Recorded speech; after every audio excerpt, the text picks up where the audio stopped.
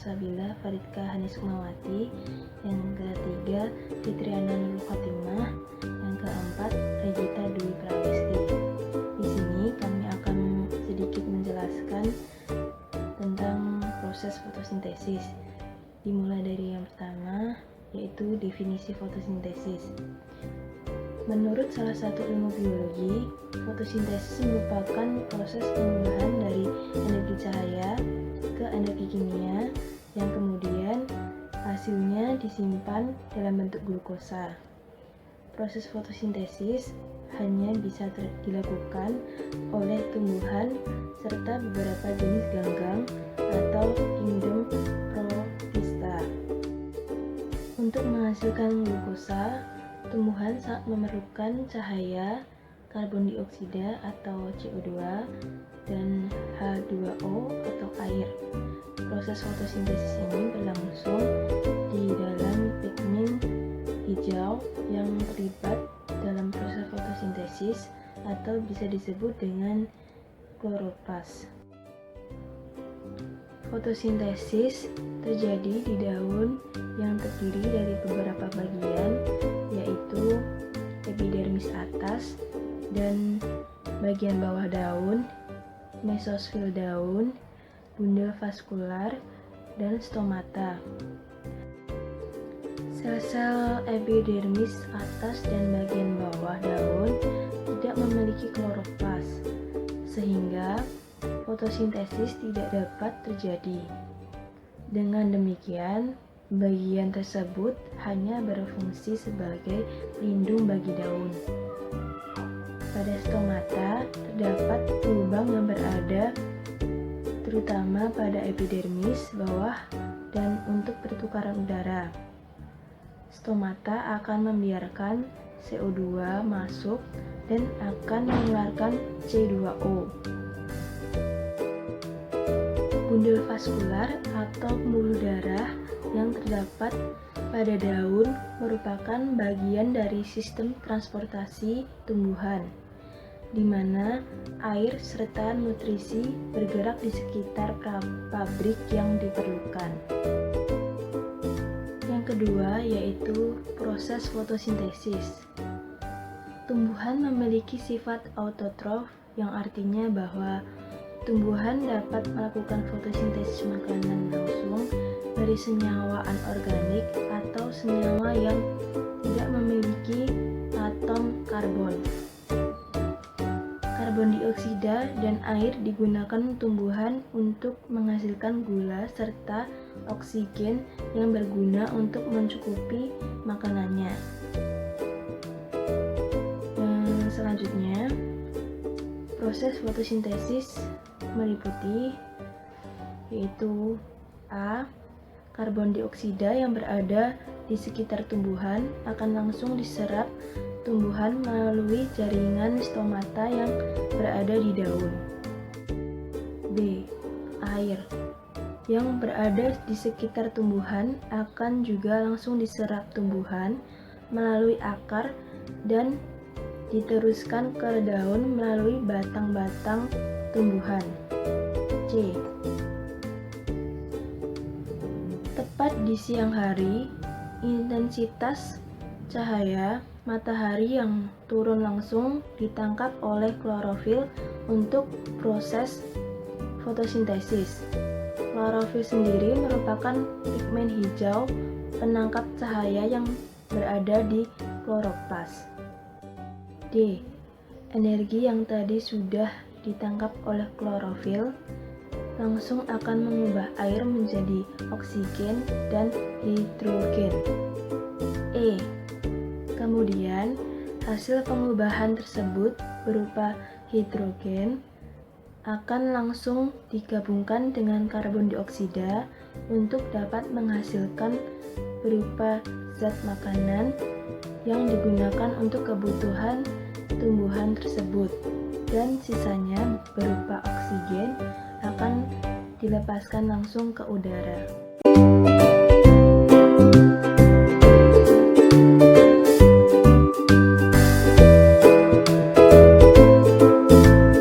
Untuk mencukupi makanannya. Yang Selanjutnya, proses fotosintesis meliputi yaitu A. Karbon dioksida yang berada di sekitar tumbuhan akan langsung diserap tumbuhan melalui jaringan stomata yang berada di daun. B. Air yang berada di sekitar tumbuhan akan juga langsung diserap tumbuhan melalui akar dan diteruskan ke daun melalui batang-batang tumbuhan. C. Tepat di siang hari, intensitas cahaya matahari yang turun langsung ditangkap oleh klorofil untuk proses fotosintesis. Klorofil sendiri merupakan pigmen hijau penangkap cahaya yang berada di kloroplas. D. Energi yang tadi sudah ditangkap oleh klorofil langsung akan mengubah air menjadi oksigen dan hidrogen. E. Kemudian, hasil pengubahan tersebut berupa hidrogen akan langsung digabungkan dengan karbon dioksida untuk dapat menghasilkan berupa zat makanan yang digunakan untuk kebutuhan tumbuhan tersebut, dan sisanya berupa oksigen akan dilepaskan langsung ke udara.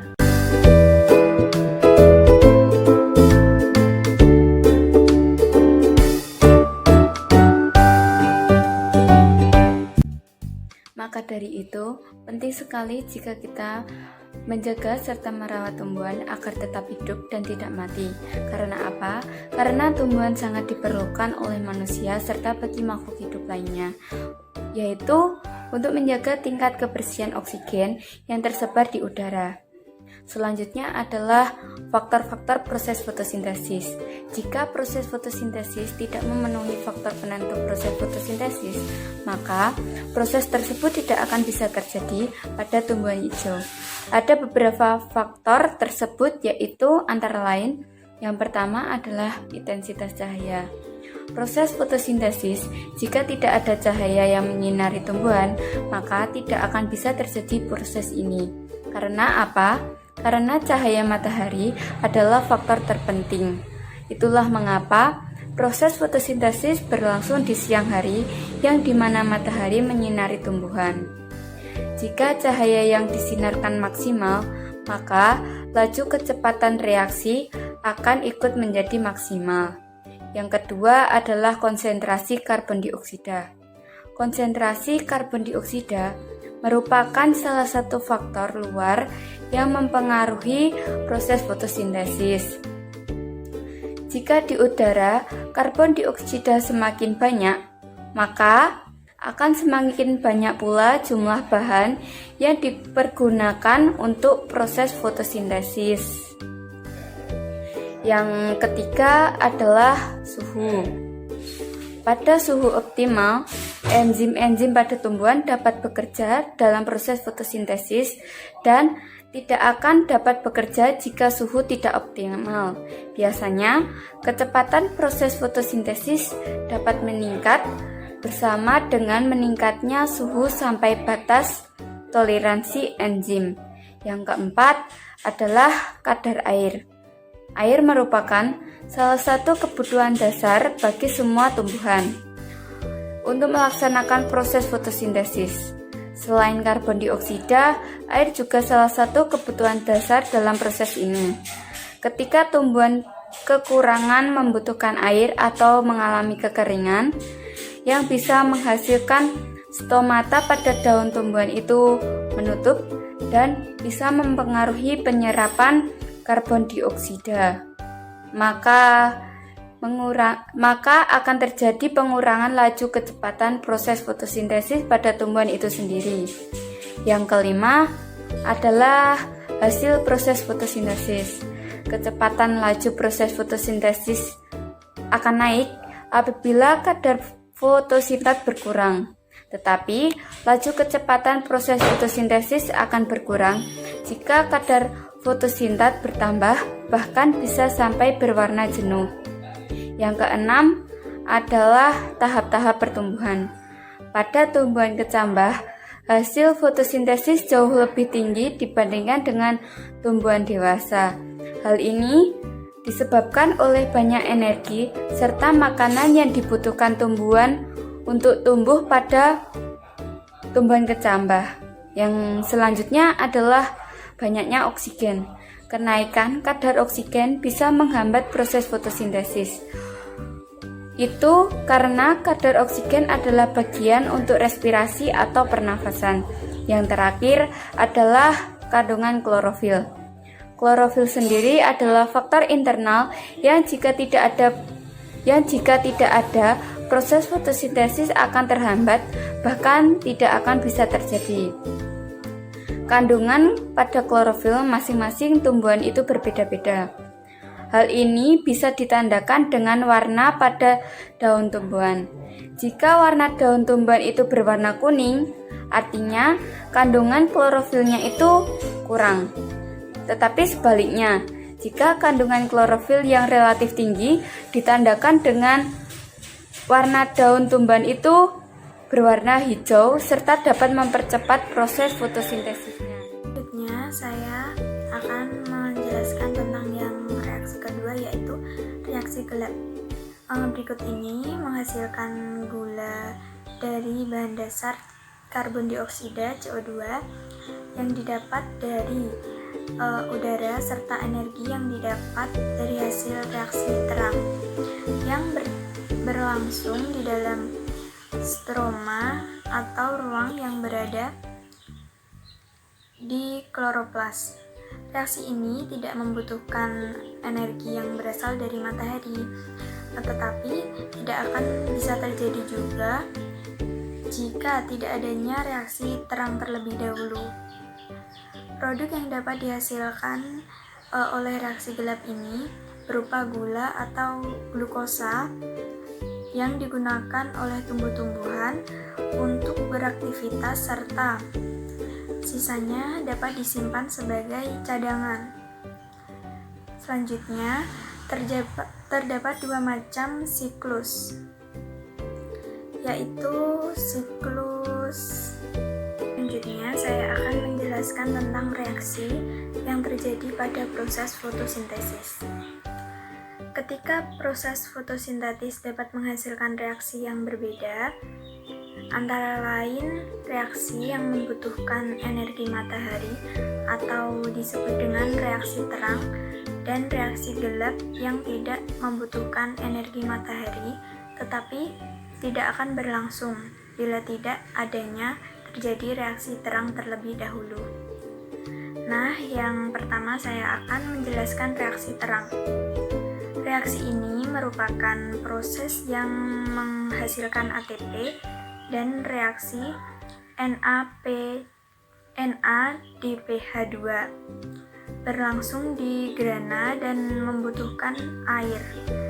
Dan air grana sendiri merupakan hasil dari membran tilakoid yang terbentuk di dalam stoma ruangan yang berada di kloroplas. Serta grana berperan dalam proses fotosintesis karena terdapat klorofil. Pada reaksi ini, cahaya yang berwarna nila akan diserap dan dapat digunakan untuk memecah molekul air. Reaksi terang tersebut juga disebut dengan reaksi fotolisis karena dapat memecah molekul air serta menghasilkan oksigen dan hidrogen. Yaitu yang pertama adalah siklus Kalin-Benson. Pada siklus ini dibantu oleh enzim Rubisco dan tumbuhan memproduksi 3 buah karbon, yaitu senyawa 3-fosfoglyceraf. Dan yang kedua, siklus Hertzsprung yang dibantu oleh enzim phosphoenolpyruvase karbosilase serta memproduksi 4 buah karbon. Kemudian selanjutnya, yang terakhir ialah saya akan membahas tentang percobaan proses fotosintesis. Percobaan proses fotosintesis yang kami pilih ialah dengan menggunakan percobaan Ingenhousz. Apa itu percobaan Ingenhousz? Percobaan Ingenhousz adalah salah satu percobaan yang digunakan untuk membuktikan bahwa proses fotosintesis pada tumbuhan itu menghasilkan oksigen. Tokoh yang mengenalkan percobaan Ingenhousz adalah Jan Ingenhousz. Oleh sebab itu, percobaan fotosintesis untuk membuktikan bahwa proses fotosintesis disebut percobaan Ingenhousz. Banyaknya oksigen yang dihasilkan dalam sebuah fotosintesis ternyata dipengaruhi oleh beberapa faktor. Faktor-faktor tersebut diantaranya adalah tinggi rendahnya intensitas cahaya, tinggi rendahnya suhu, dan banyak sedikitnya karbon dioksida. Bagaimana faktor-faktor tersebut mempengaruhi banyaknya hasil oksigen pada sebuah proses fotosintesis? Berikut tahap-tahap yang harus kita persiapkan. Yang pertama ialah alat dan bahan. Alat dan bahan yang harus dipersiapkan ialah 1. 3 helai daun jambu yang berwarna hijau. 2. Botol aqua transparan. Yang ketiga ialah air secukupnya. Kemudian setelah menyiapkan alat dan bahan, kemudian kita melakukan tahap-tahap selanjutnya. Tahap yang harus kita lakukan ialah yang pertama ialah siapkan alat serta bahan yang digunakan. Yang kedua, ambil daun jambu yang berwarna hijau lalu masukkan ke dalam botol transparan. Yang ketiga, masukkan air sampai penuh ke dalam botol, jangan sampai ada udara di dalamnya, lalu tutup botol dengan rapat. Yang keempat, letakkan botol yang berisi air serta daun di area yang terkena cahaya matahari. Dan yang kelima ialah mengamati botol percobaan tersebut dengan teliti serta mencatat berapa jumlah gelembung yang muncul. Lalu, jumlah gelembung yang muncul setelah kita melakukan percobaan di atas ialah dalam waktu 5 menit jumlah gelembung yang didapatkan ialah 15, dalam waktu 15 menit ialah 35 gelembung, dan dalam waktu 60 menit atau 1 jam kita mendapatkan gelembung yang tidak terhitung atau banyak. Lebih jelasnya, simak video tahap proses fotosintesis berikut ini.